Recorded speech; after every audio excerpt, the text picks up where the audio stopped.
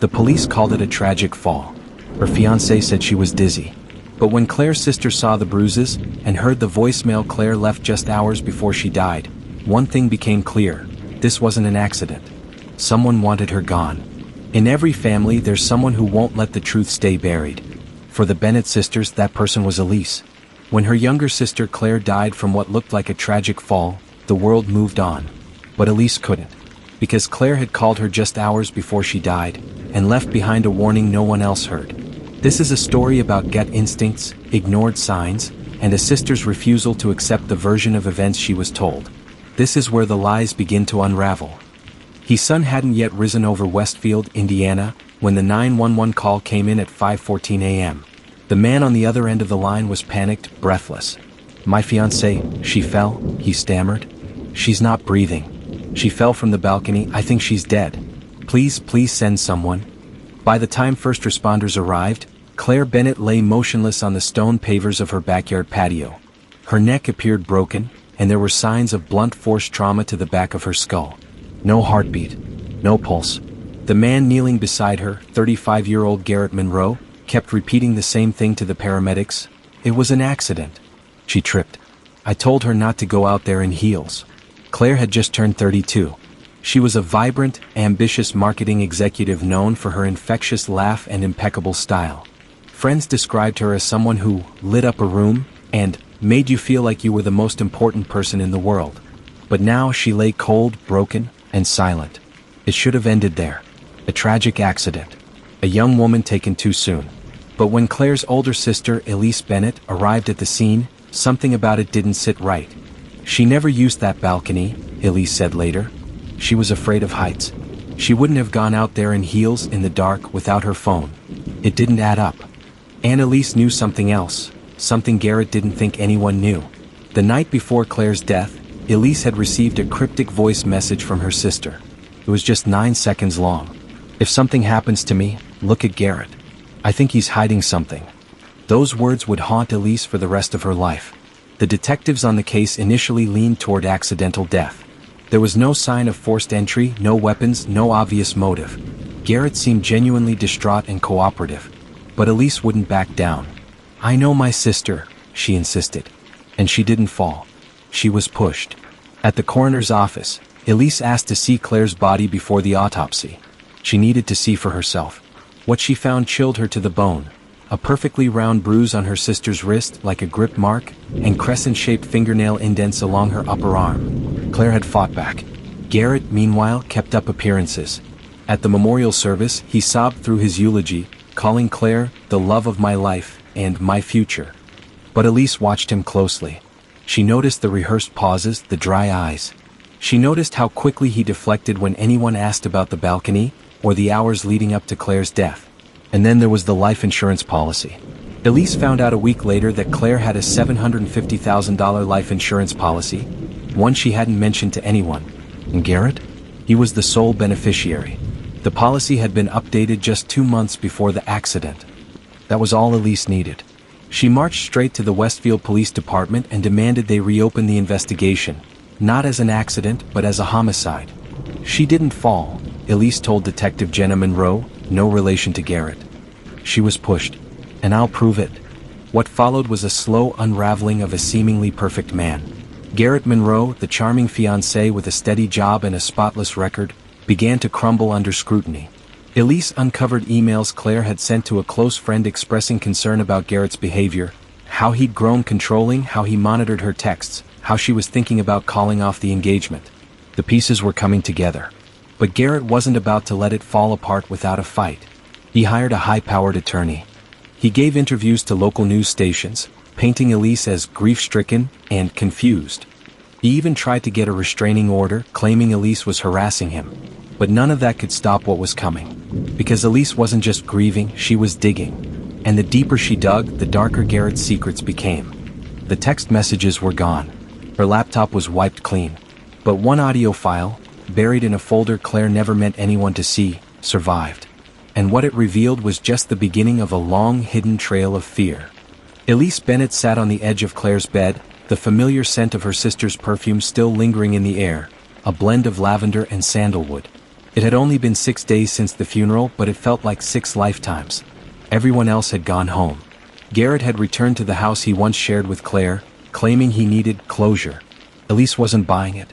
She had convinced the detective assigned to the case, Jenna Monroe, that she needed access to Claire's belongings.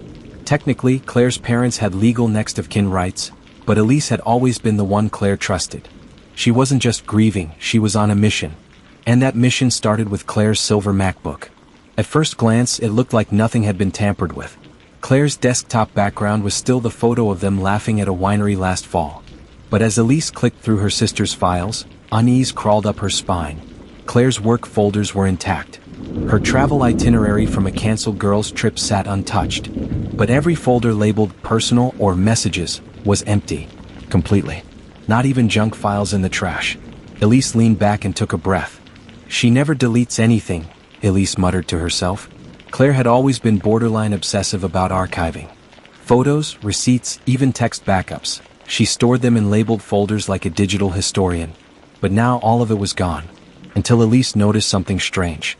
Tucked inside a nondescript folder labeled taxes_2020, at the very bottom, was a file with no name.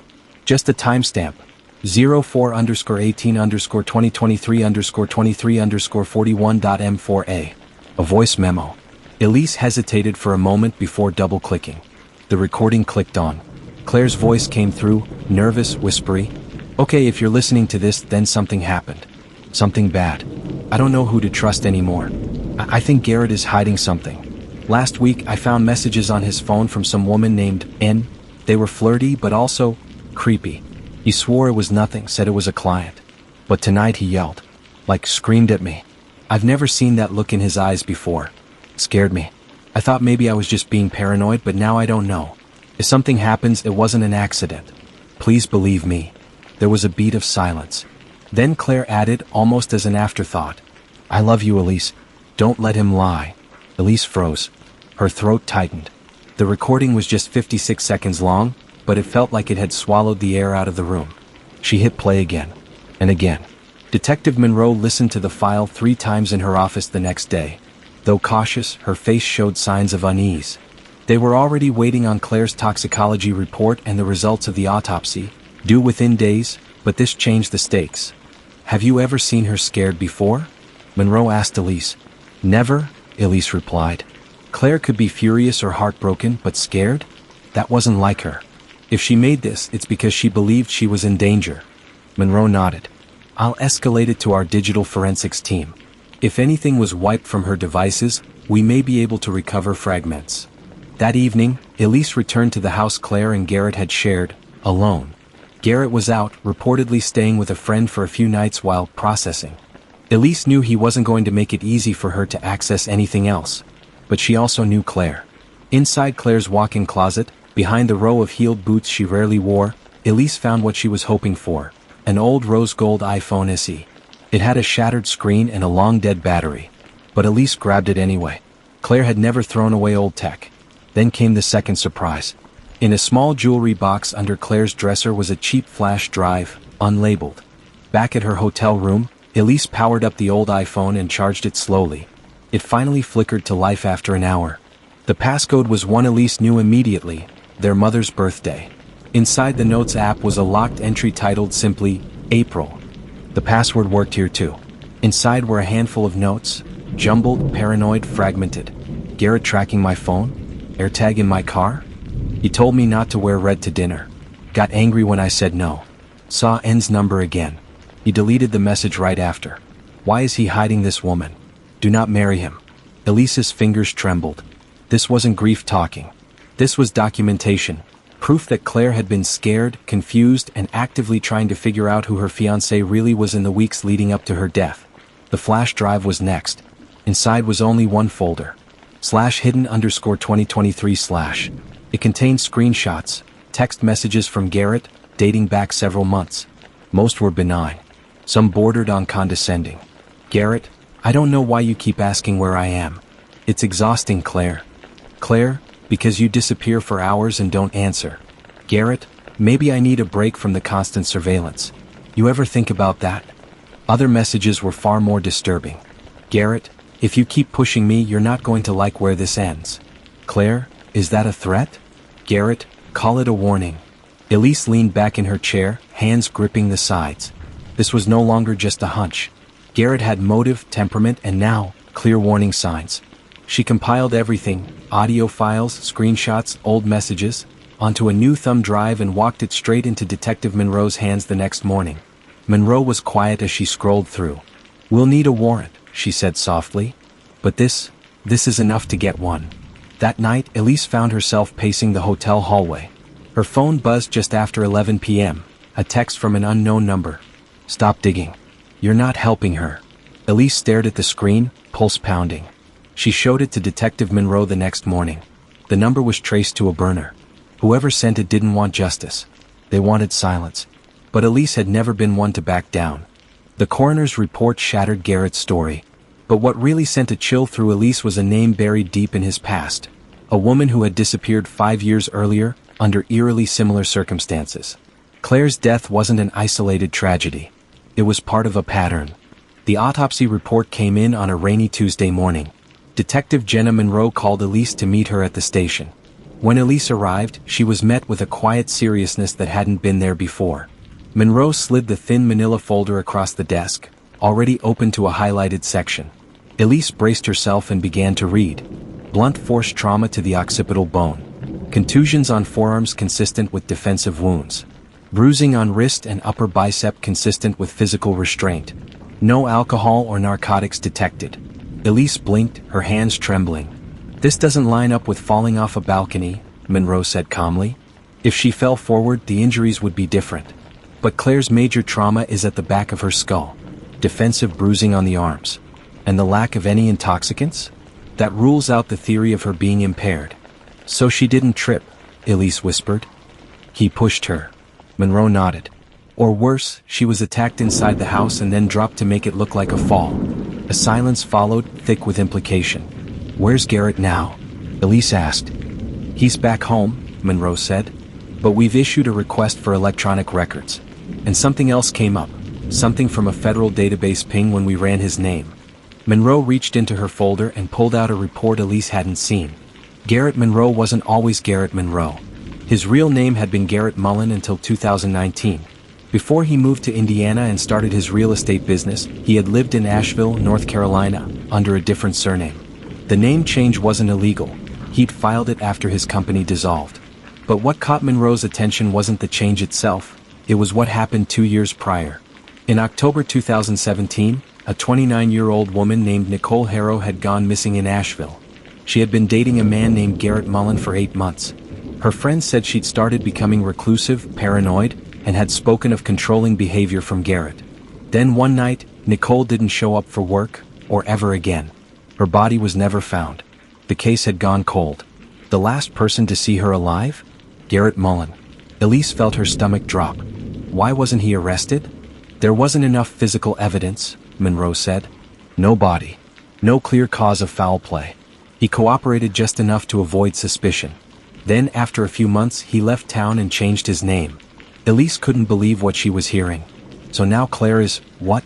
Victim number 2. We're starting to think there might be more, Monroe said. Back at her hotel, Elise stared at the news clippings she'd pulled up about Nicole Harrow. The similarities were impossible to ignore. Nicole had been beautiful, independent, and career-driven, like Claire. She had reportedly expressed fears about her boyfriend being possessive. Friends had said she was preparing to end the relationship. And then she vanished. Claire had said the same things. She had made plans to move into her own apartment again. She'd started quietly telling friends she was having second thoughts about the wedding. Elise had even found an email draft on Claire's phone she never sent. One where she told Garrett it was over. But she never sent it, because she never got the chance. The next blow came from the forensic techs combing through Claire's phone and Garrett's laptop. While Garrett had deleted most of his messages and browser history, one file recovered from a cloud sync folder turned out to be a voice recording, accidentally saved from Garrett's Apple Watch. The audio was scratchy but clear enough. It was a heated argument. Claire's voice is heard first, shaky but firm. Claire, you're scaring me, Garrett. This isn't love. This is control. Garrett, you're lucky anyone wants you. You know that? Without me, you're nothing. Claire, Then maybe I'd rather be nothing than be with you. Loud crash. Silence. Then Garrett's breathing. Then a low voice, almost inaudible. Garrett, you did this to yourself. The audio cut off. Elise listened to it 5 times. Her skin crawled each time Garrett's voice filled the room, cold, almost detached. You did this to yourself.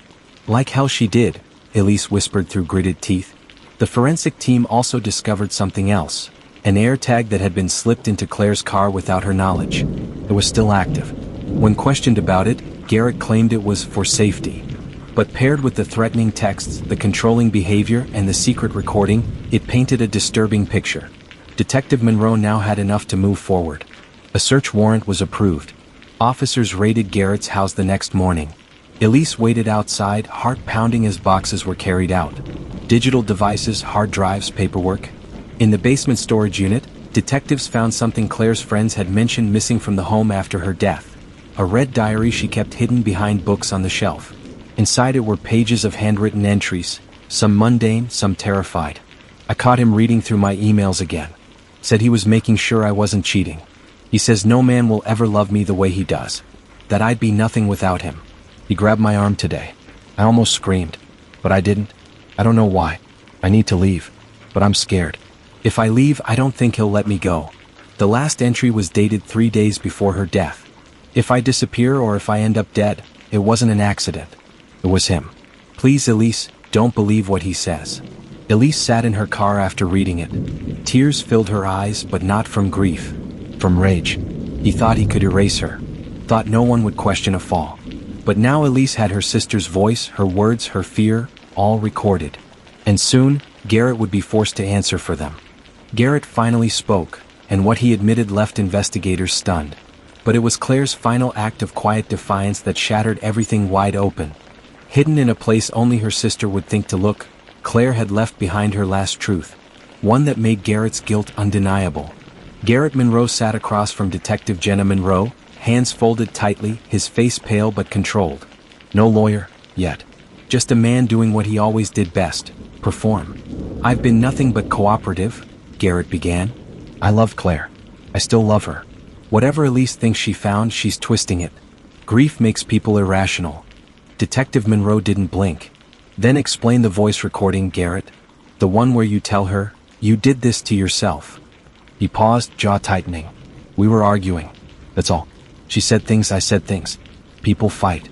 Doesn't mean I killed her. What about the AirTag in her car? For protection, Garrett said too quickly. She had a stalker once. I was trying to keep her safe. Monroe leaned forward. And the messages telling her she's lucky anyone wants her? The threats to keep her quiet? That diary we found? What part of this is love to you? Garrett's mask cracked, just for a moment. Then came the practiced calm. She was dramatic. She liked to make things bigger than they were. The interview ended with Garrett stonewalling further questions and demanding his attorney. But Monroe had seen enough. His poker face was slipping. The evidence was closing in. Still, something was missing. Elise sat on Claire's childhood bed that night, back in their parents' house, holding the diary the detectives had recovered. She couldn't sleep, couldn't eat. Her thoughts buzzed like a swarm of wasps. The puzzle was nearly complete, but the one thing still out of reach was why. Why had Garrett, so calculating, so methodical, risked everything? What was he really trying to protect? It had to be more than control, more than pride. That's when Elise remembered something Claire once said, months before the engagement. I made a mistake, Lise. Something I don't know how to fix. But I'm trying to make it right. At the time, Elise had brushed it off. Maybe it was a fight, a bad investment, a moment of doubt. But now, maybe it was something deeper. Something dangerous. She stood up and began searching Claire's old jewelry box again. Not the one from her adult life, but the one from their teen years. Claire had always hidden sentimental things there. Elise ran her fingers under the velvet lining until something caught, a tiny bump beneath the fabric. She peeled it back. There, wrapped in a plastic sleeve, was a folded sheet of paper and a small silver USB stick. The letter was short, barely 4 lines. To Elise, if something happens to me, don't let him say it was my fault. He lied to me. About everything. Even who he is. This drive has what you need. Love you always. The USB was password protected. Elise tried 3 dates, birthdays, anniversaries. Nothing. Then she tried Claire's rescue cat's adoption day. It worked. Inside the drive was a single folder titled Conrad Holdings, a name Elise didn't recognize. Inside that folder were dozens of documents, scanned contracts, NDAs, wire transfer screenshots, and emails between Garrett and a man named Vincent Kane. Claire had somehow gained access to Garrett's laptop, or perhaps copied the files from his work server. The emails referenced a series of questionable property deals, shell companies, and unreported cash withdrawals. Claire had discovered that Garrett was laundering money. The more Elise read, the more horrifying it became. Garrett wasn't just abusive, he was criminal.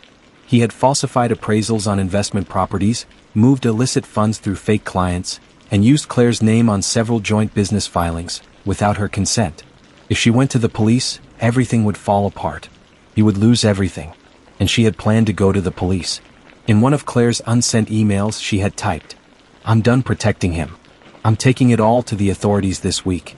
No more secrets." But she never sent it. Detective Monroe took the USB stick and let her the next morning.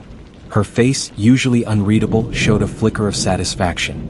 "This changes everything," she said. The case moved swiftly after that.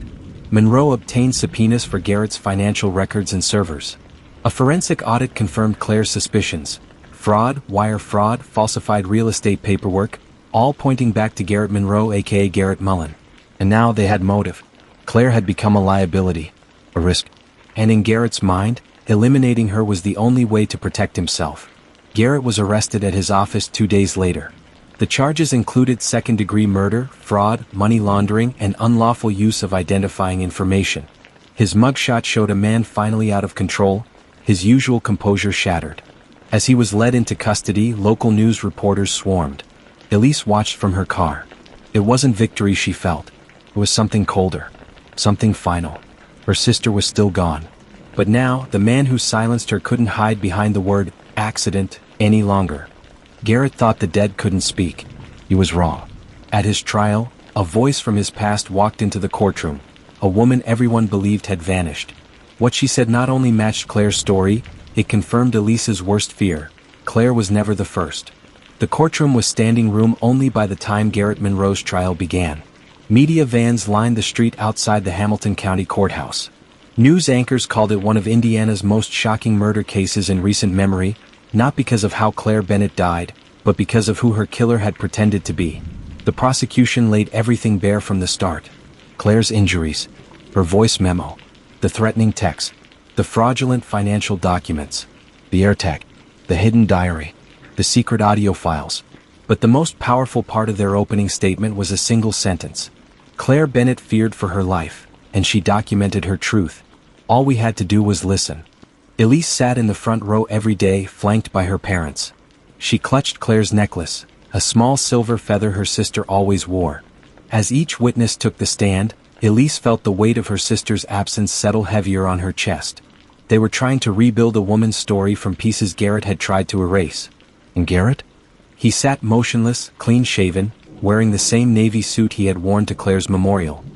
His lawyers painted him as a grieving man wrongly accused, insisting Claire was emotional, unstable, and impulsive. They suggested she fell in a fit of rage, perhaps after discovering something that upset her. The implication was as cruel as it was calculated. But it was nothing compared to what came next. On day 6 of the trial, the prosecution introduced a witness that hadn't been disclosed to the press, or even to Elise. A woman stepped into the courtroom and took the stand, her posture stiff, her voice steady despite the tension in the air. Elise recognized her from the photo she'd seen months earlier. Nicole Harrow, the woman who vanished in 2017. The one Garrett dated before Claire. The one everyone believed was dead. Nicole hadn't disappeared. She had run. Nicole's testimony turned the courtroom ice cold. She explained how Garrett, then still using the name Garrett Mullen, had emotionally and psychologically isolated her during their 8-month relationship.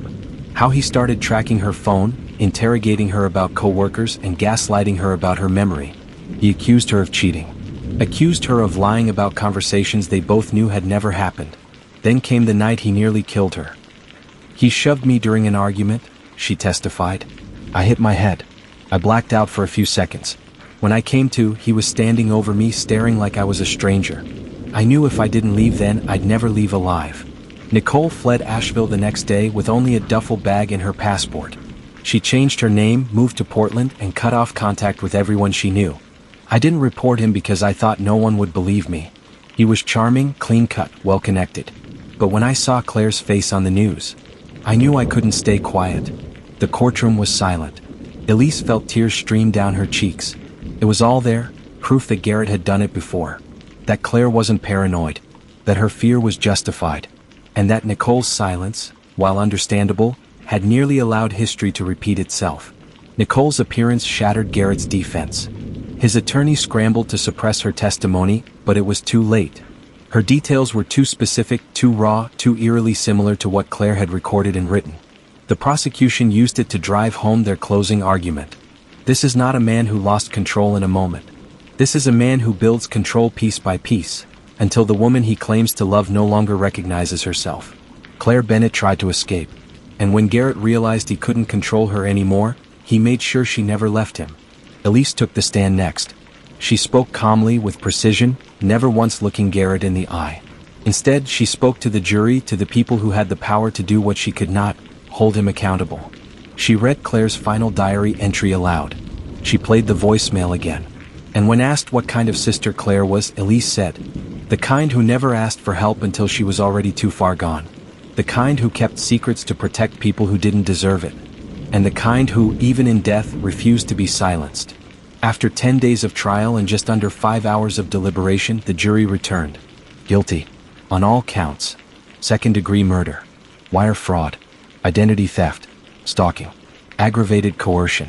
Garrett Monroe, born Garrett Mullen, was sentenced to 47 years without the possibility of parole. He didn't cry. He didn't speak. Just stared ahead, lips pressed in a tight line as the judge read his sentence. Outside the courtroom, Elise stood beneath the overcast sky, reporters shouting her name. She didn't answer questions. She didn't offer statements. She clutched the small feather necklace and whispered one word: justice. But that night, alone in her hotel room, Elise opened Claire's old email account one last time. Sitting in the drafts folder was an unfinished message, dated 2 days before her death. Subject line: what I didn't say out loud. Body: I wanted to believe love could change someone. But now I see it clearly. Love doesn't make people dangerous. Fear does. And I refuse to be afraid anymore. She never got to finish it, but Elise had made sure her message was heard anyway. The trial was over, but the story wasn't. Claire had left behind something no one knew about, a sealed envelope hidden in her attorney's safe. Inside was the final puzzle piece, and it revealed that Garrett's obsession started long before he ever met her. 2 months after the trial, Elise tried to settle back into the rhythm of normal life, but normal no longer existed. She'd returned to her small apartment in Bloomington. Her job at the clinic held her position, but walking back into that bright office with its neutral-colored walls felt wrong. Her co-workers were kind, patient, and distant, unsure whether to talk about Claire or pretend she'd never existed. Elise lived in limbo. The world had moved on, but she hadn't. That changed one Tuesday afternoon when she received a phone call from a man named Lawrence Brandt. "Ms. Bennett," he said, his tone cautious but deliberate. "I'm an estate attorney. I handled a private file for your sister before her passing. She instructed me to contact you, but only after the trial concluded and only if her death involved criminal charges." Elise's heart dropped. I don't understand. What kind of file?" "A personal letter, Sil. She brought it to me 4 months before her death and told me to keep it safe." "What's in it?" "I haven't opened it. I was instructed to give it to you, and you alone." The law office was located in a brick building tucked between a real estate agency and a bakery. Inside, it smelled of old paper and lavender air freshener. Elise sat across from the aging attorney, who pushed a thick envelope toward her. Her name was written on it in Claire's sharp, looping handwriting. She didn't open it right away. Her fingers trembled. She stared at it like it might detonate. Then slowly she peeled back the seal. Inside were 2 things. A handwritten letter, dated February 14th, the same day Claire had emailed Nicole's missing person report to herself. A black and white photo, heavily creased and worn. Elise unfolded the letter first. "Elise, if you're reading this, something's happened. I'm sorry. I hope I'm wrong. I really do. But I can't shake the feeling that Garrett isn't who he says he is. And I don't mean that in a dramatic rom-com mystery way. I mean it in a dangerous way. Here's what I need you to know. I found something I wasn't supposed to. A folder buried deep in his closet, inside an old shoebox beneath tax returns. It was full of printed emails and photos of me. But here's the thing. Some of those photos were taken before we met. Like this one, taken outside the vet clinic where I worked back in 2020. I checked the date on the back. It was taken 8 months before our first Bumble message. He's been watching me longer than I knew. And that's not even the worst part. Elise turned to the photo. It was Claire, hair pulled into a messy bun, sunglasses on, walking toward her car in the parking lot behind her old clinic. The timestamp? April 3, 2020. Claire met Garrett in December 2020. He had been watching her for 8 months before their first message. Their organic romance had been anything but. Back to the letter.